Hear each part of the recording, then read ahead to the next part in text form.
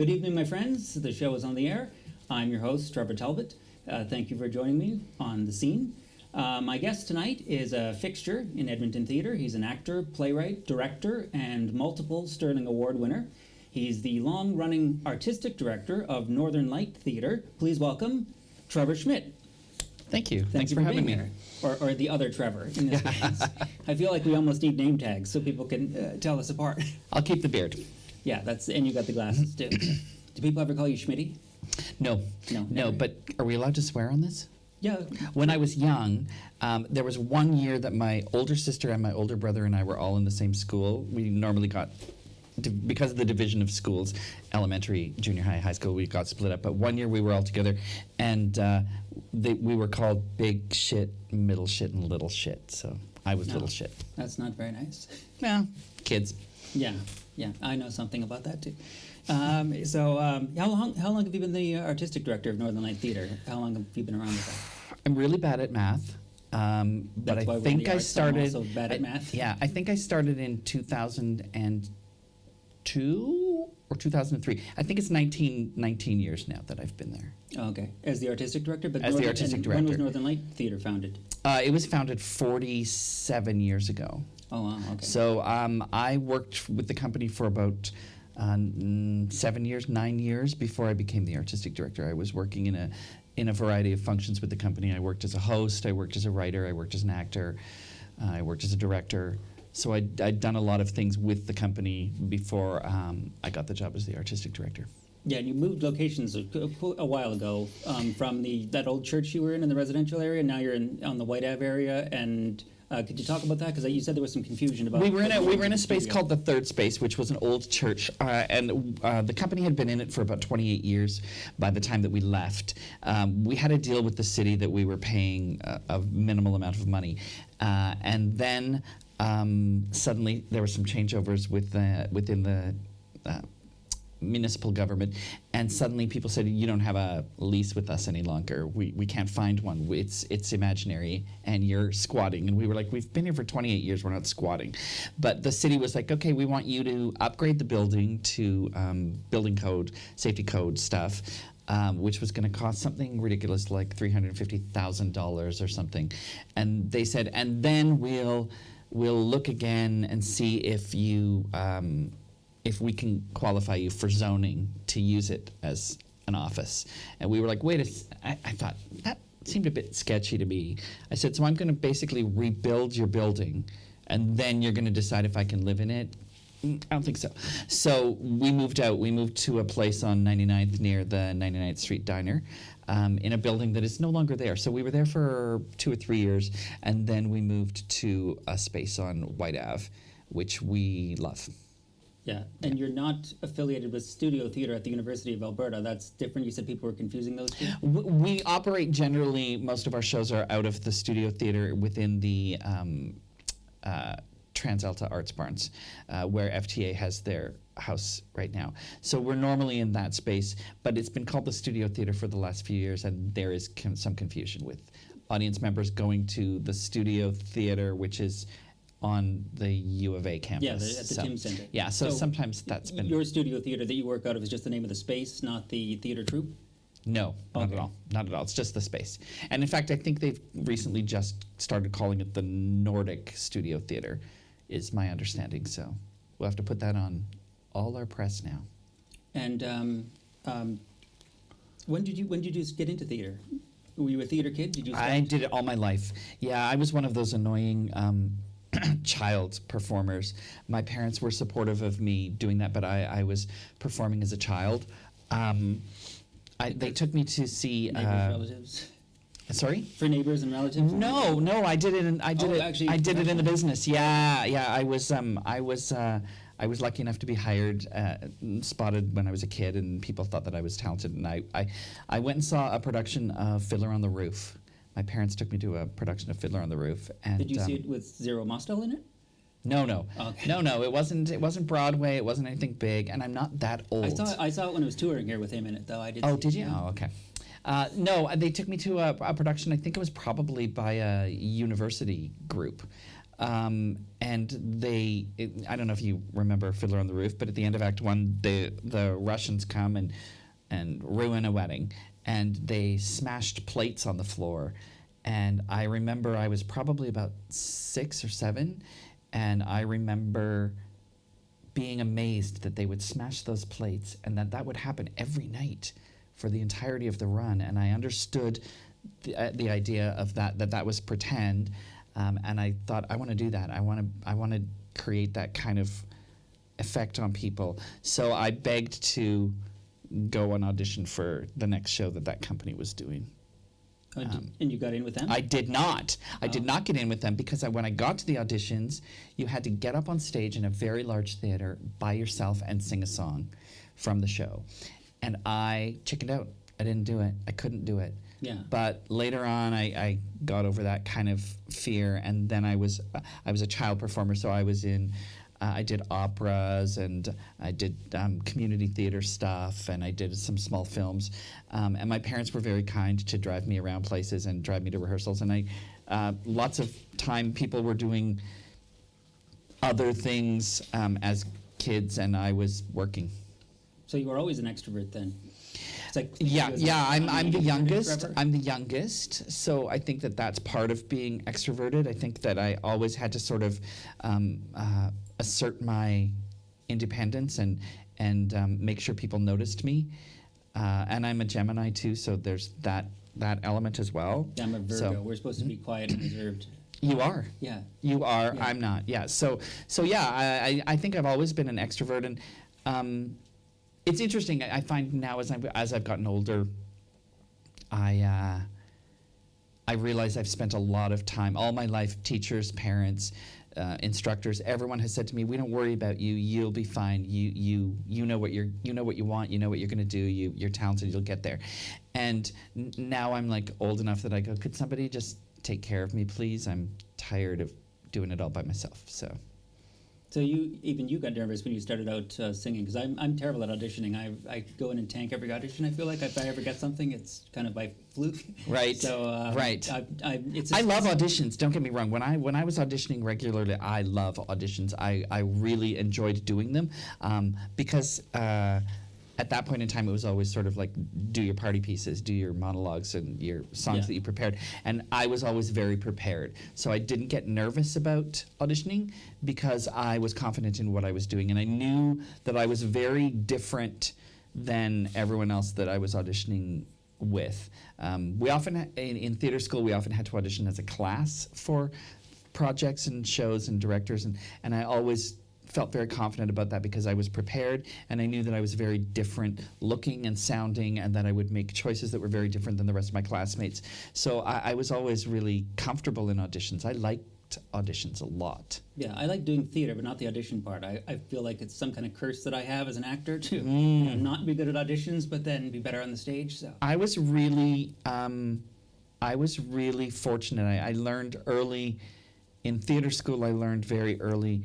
Go first, and then they have nobody to compare you to. Okay. And it shows initiative and so get it out of the way. I'm always like that, and I'm very conscientious all my life not to be late for things. So at auditions, I would always get there like an hour early. Yeah. And you were really by the time here tonight, you beat me here. I get everywhere early, so that if there is any possibility of nerves, it's gone by the time I have to go in because I'm bored. Yeah. Where did you go to theater school? I went to the U of C, and I come from a very poverty-stricken childhood. I didn't realize until I was older that we were very poor. I just didn't get it. So I didn't even explore the options of going somewhere far away. That was just not financially a possibility for me ever. And so I went to the U of C because it was where I lived at the time. And did you grow up there in Calgary? I was born and raised in Saskatoon. I lived there for 10 years. Then I moved to Calgary and lived there for 10 years. And then I graduated and left town to do some projects. I got invited into, I auditioned and got into a prestigious program at the Banff Centre that took me to Toronto with a couple of shows. And then I made my way back across the country working. back to Calgary. I was there for another year and a half or so.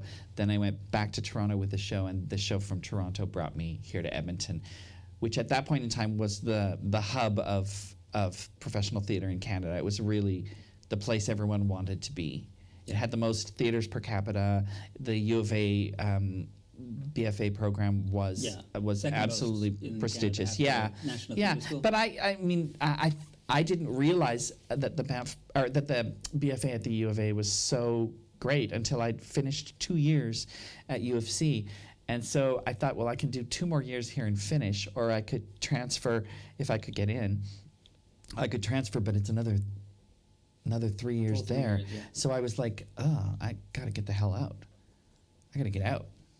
Yeah. I wanted to get out. I was excited about moving out of my parents' house. I was excited about starting my career. I was excited about working. Yeah. And I was very fortunate in that I did get work. So I was lucky. Yeah, And I realized that every director that hired me was taking a really big chance because I had long, curly red hair, and I sounded like this, and I was very, very slight, small. I was always the smallest person in my class in school when I was a kid and stuff, and I knew that I was an unusual fit, and there was not a lot of roles that were perfect for me. And so I knew that every time a director hired me, they were taking a huge risk, and that was empowering for me. Yeah, you always seem really busy. You seem like, I see you in stuff all the time. Seems like you're always working. Do you want to talk about Guys in Disguise and what you Sure. guys do with that? I came to town here, and one of the first things I did I came with the musical Grease at Stage West from Toronto, and I had done it in Calgary and then was taken to Toronto, and then Toronto brought me here to do it. And I met Marilyn Ryan on that show, who is a institution here in Edmonton, and she cast me in a show called Times Square Angel, where I met Darren Hagen, who was a fairly famous drag queen at the time. Yeah. And we didn't necessarily really like each other very much on that show. I mean, we got on, but we didn't have a lot in common at that point in time. You guys get along better now, though, don't We you? totally get along. We totally get along. We work together. together all the time now. But so I ended up working with that show with Darren, and then Darren said, "I'd like you to work on another show." I got asked to do a show with him at Fringe, and a couple of years later, and I didn't really want to do it because I thought, oh, I don't know if I like this guy, and I don't know about this group of people, and I didn't know lots of them. But I decided I would do the show for the money because they were. Because they were making a lot of money on this trilogy that they were doing. And so I came in for the third part of this trilogy, and it was a great experience. And we really hit it off. And so we've become writing partners. We write together a lot, and I've worked with him for a long time. He wrote a very successful show for the company called Bitch Slap about Joan Crawford and Betty Davis, and he asked me to be in that. And that was a big breakthrough show for the company, and we toured internationally with that show. So Yeah. that was a big deal. You do a lot of your plays there at Northern Light Theatre or the Guys in Disguise. I mean, they're gay-centric or queer-centric kind of plays. And, sort of. I mean, it's kind of guess, drag, but some of them, yeah. I was just wondering, what your thoughts are on, how theatre's changing in terms of, push for greater diversity. Yeah, I mean, absolutely. There's a push. There's a push happening. I find it's mostly about ethnicity, race, culture. Yeah. It's not so much about gender or sexuality. None of those initiatives that are happening right now have changed the way that I operate or the way that Northern Light operates. I've always been a proponent of diversity and inclusion, even before it was popular or mandated or there's quotas of any kind. So I like to think that I was ahead of that curve. Yeah. I've always hired people of color. I've always hired different people in different age brackets, different body types. That's always been something that I've been that's been something that's important to me. So that continues to be. And when I started at Northern Light, one of the disparities in the business that I saw was that there weren't a lot of women working. So it's not an official mandate of Northern Light, but I've always pushed to really center the voices of women in the company. So there's a lot of plays about women. Yeah, it seems like all the plays you have coming up for your new season are Yeah, Starwood. yeah, lots of. I've done a number of seasons over the last almost 2 decades that are all women on stage, and I don't apologize for that. I think that's really been a service that's being done to some of the great female actors in our community. Did you want to talk about Northern Lights upcoming season? Sure. We just announced it a little while ago. It's called Departures and Arrivals, is sort of the theme, the overarching theme of the show. The first show is called Squeamish by a man named Aaron Mark. I discovered the script. I discovered one reference to it and then dug up the script. And it's a really creepy little play about a female psychologist who is delivering a monologue in the wee hours of the morning at her psychiatrist's apartment. She's shown up and she recounts the past month or so that she's had. She has gone off her psychotropic drugs to attend a funeral in her hometown in Texas, and while she is there,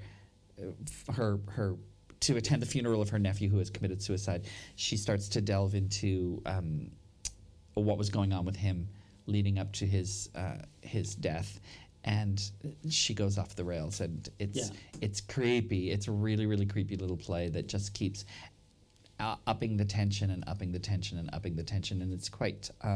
Stars Davina Stewart, that one? Stars Davina Stewart, yeah, and it's a little bit graphic. It's got a lot to do with blood, and we're running that over Halloween. Yeah, and I think there's a late night show just before Halloween, the night before Halloween, I think. I think there's a late night show at 11, as well as our regular run. And in January you have Enough? January we have a show called Enough by a woman named Steph Smith, who is a Scottish playwright. And it's about 2 stewardesses, Tawny and Jane, who are in their 40s or 50s, and they are holding together the semblance of calm, collected, the stereotype of a sexy stewardess, flight attendant, and in the meantime, their lives on the ground are sort of cracking apart. Is it a period piece then? No. Or it's set in present day? No, it's set. It's set in the present day, and it's sort of they have 2 very disparate lifestyles, and I think they're jealous. Then you have 100 Words for Snow, and that one's in April of next year. Yeah, it's a beautiful piece by a woman named Taddy Hennessy out of the UK. It's about a 15-year-old girl named Rory whose father is a geography teacher in high school. He's obsessed with the North Pole.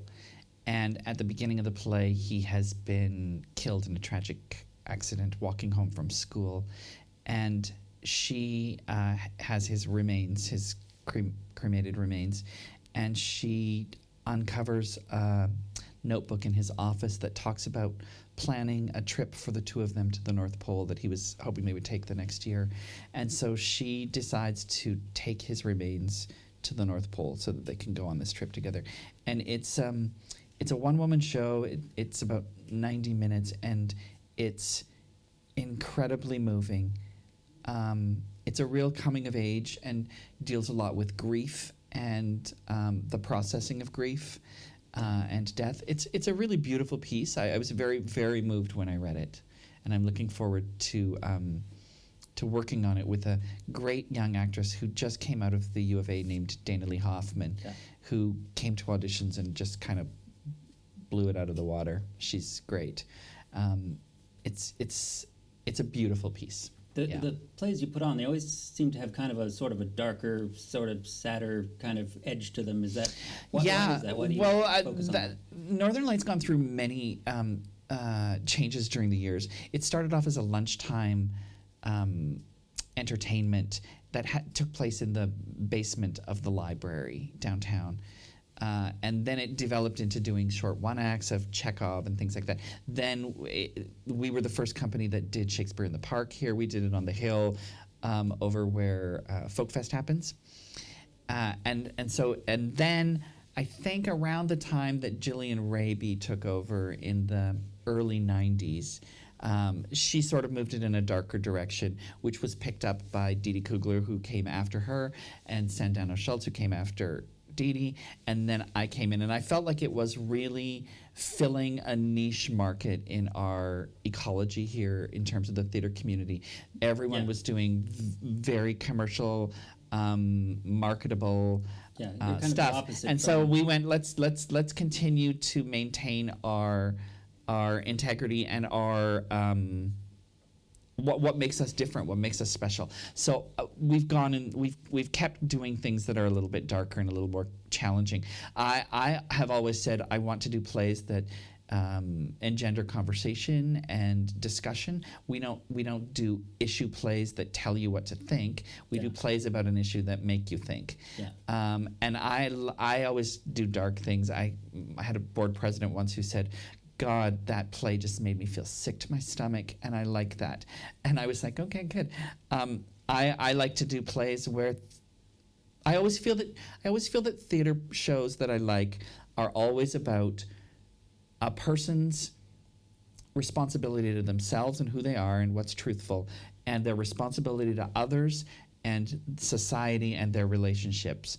And that's the battle that's always interesting to me. Do I do what makes me comfortable, or do I do what I know is right that makes it difficult for me? And I personally really like plays where people choose to be selfish and do what's best for them and make them look like they're kind of a heel, because I think that's what happens in the real world. And I like love stories where they don't end up together in the end, because that's my experience. Yeah, and you're not against courting controversy as well with some of your productions. No. We've done plays about, someone said, "Oh, I came to see that play about the teenagers, and I just kept waiting for someone to pull a gun out of their backpack." And we've done a play about bestiality and a play about late-term abortion, and we've courted a lot of controversy, I think, and we're good with that. The Catholic Church sent me a nasty letter once that told me that the Virgin Mary was going to crush my head, but she didn't. So we're good. And how do you pick the plays that you put on for each season?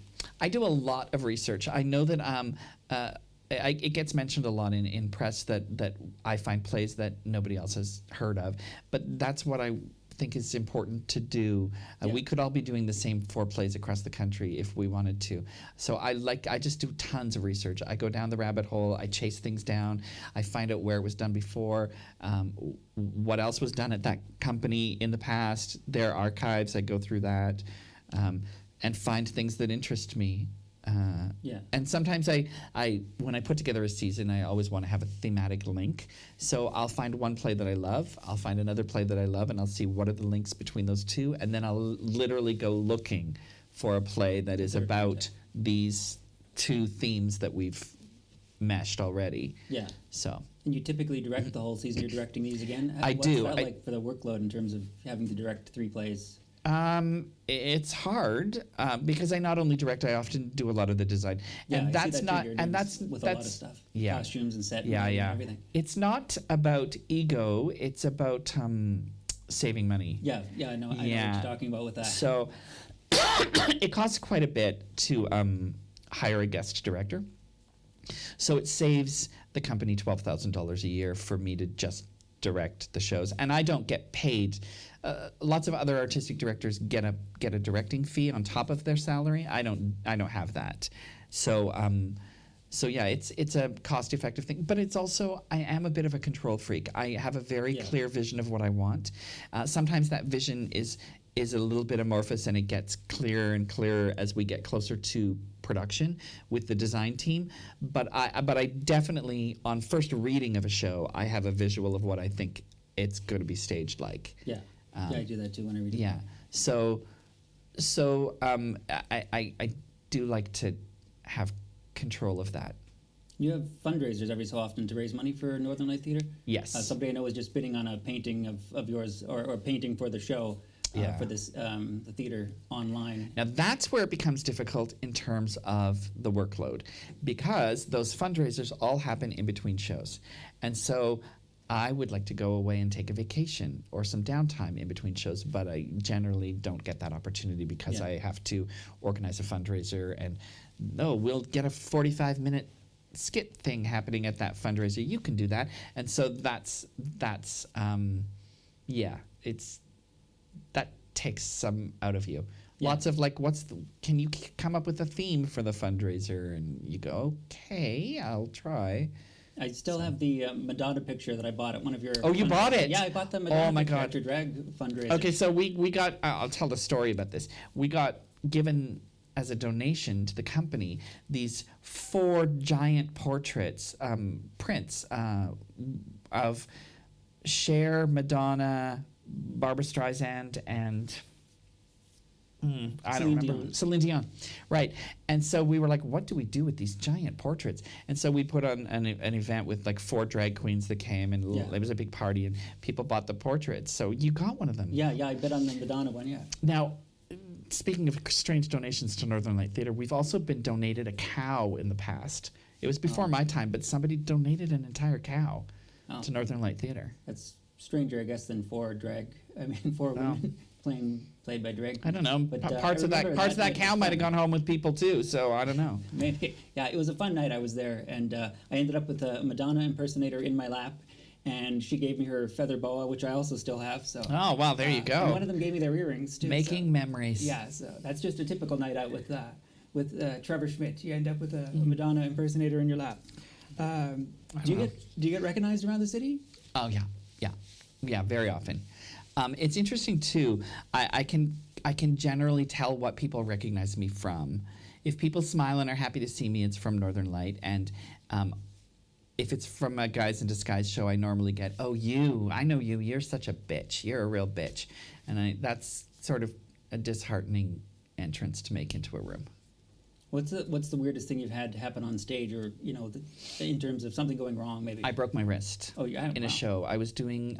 It's not so funny. Yeah, I was doing a show at a company in Calgary, and it was the second time that I'd done the show. I'd done it once 4 years before, and there's a lot of running on and off stage, lots of doors, and there was there were antique doorknobs on all of this set.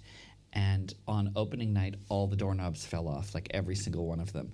And so we were always a little bit worried about the doorknobs. And just before about a week before we closed, I was running towards a door, cranked the door handle like this, but I was still running because the door should open in front of me, and it didn't, and I crushed my own wrist Ow. and broke my wrist. So. Yeah, and did you continue with the show? Or did you I just- finished the show, You finished the show, and at wow. intermission, one of the other actors who played the detective in the show, we all had to. There was a moment near the end of Act 1 where we were all sitting, and he was doing the whole big, "You could be the murderer, you could be the," that moment that Yeah. always happens. And he said, "I was looking at you, and you weren't there. Like you weren't. You gave me all your lines and stuff, but like I could tell that your face wasn't." And I was like, "Yeah, I don't. Yeah, no." So I had to get all cast up and. Were there more shows after? Did Yeah, get we had cast another for the week. rest of the- Yeah, we had another Oh, week okay. left. We had a holdover or something, I think. And then the worst was, it didn't heal properly. So I had to have it recast again later. It was. No, but that's a true theater pro to break something and then. Oh finish the yeah, show. I'll always go on. I'm one of those like the show must go on, folks. Yeah. Yeah. How much longer do you see yourself staying with Northern Light Theatre as the artistic director? Oh, I don't know. I don't know. I know that there are people that say your time is up. It's time for you to step aside. And I go, why? Why does someone have to step aside? Why? Yeah. And who gets to decide that? That's frustrating to me. Yeah, I think as long as you want to keep doing I've it, worked you really get hard. joy out of I've it. worked really hard. Yeah. I think that the work is still successful. I Yeah. don't think it's stale or dry or become rote. I think that we're still viable and interesting. So I'm not in a rush to go anywhere else. But that being said, I don't know. And if another opportunity arose to go somewhere else, maybe I would. I don't have a whole lot personally holding me here in Edmonton. I have friends, but friends are your friends no matter where you go. And lots of my closest friends have left. But I mean, I love what I do. Yeah. I'm very fortunate to be able to choose who I surround myself with and build teams of people that work together, and that's a gift. Not a lot of people have those kinds of that kind of entitlement, I guess. That you can make those decisions for yourself. Yeah. Well, I hope you stay for quite a while longer. I enjoy thank you. Your work, and I Thanks. enjoy any time I spend with you. So thank you so much for everything you do with Northern Light Theatre. I'll just go through these dates here. Squeamish is running in October, October 21st to November 5th, and Enough is in January 20th to February 4th, and 100 Words for Snow is running April 21st to May 6th of next year. So if you're in or around the Edmonton area, and subscriptions are on sale now for Northern Light Theatre, and it's located in 103rd Street and 84th Avenue. So that's your current location, right? That's the theater. Yeah, Yes, that's where the theater is. That's Yeah. where the theater is. Okay. Well, thank you very much, Trevor Schmidt, Thank you for joining having today. me. It was a real pleasure to talk to you. Yeah. And thank you all for tuning in today and for watching the show. I'm Trevor Talbot, and you've been watching The Scene. Thank you so much.